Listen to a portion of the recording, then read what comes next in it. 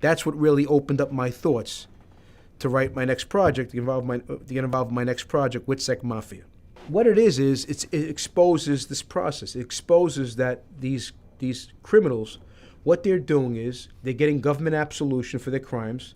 No matter how heinous their crimes are, no matter how egregious their acts are, doesn't matter. What they're doing is giving them deals. Testify, give us, if the target's big enough, like in my case, I was the biggest target in the country. My father's case, he was the biggest in the country. They used Sammy Gravano. Absolution for some 19, 20 murders, and they released him after 4 years in jail. John A. Light, similarly.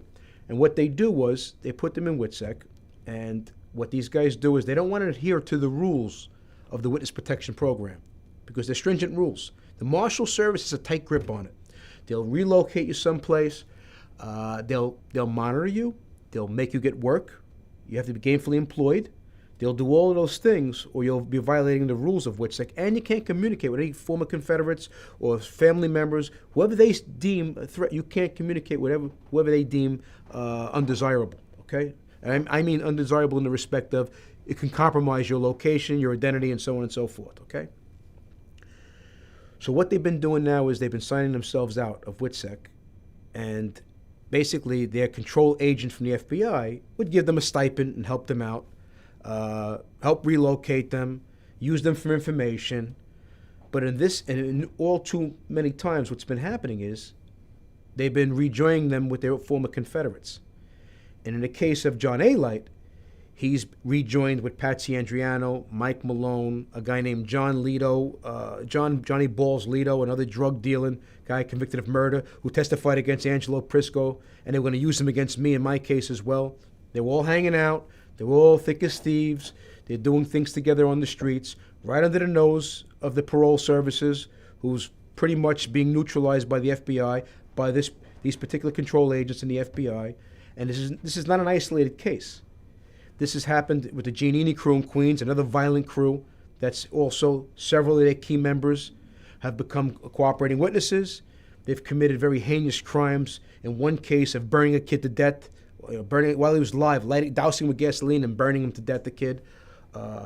You have a serial bank robber named Gerard Bellafiore. His middle name was Skeevy. Again, a Ted Otto student.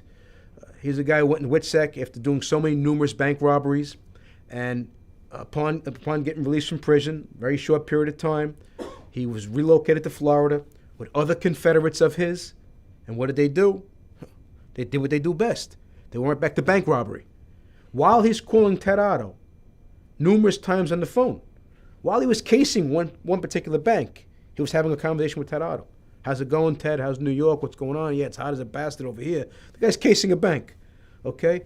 And this was one of his CIs, okay, one of his cooperating witnesses, CW, I should say CW testified, okay?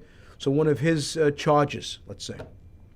So all too often, in investigating this, okay, when I was working on my own book, Shadow of My Father, I started coming across time and time again of this happening.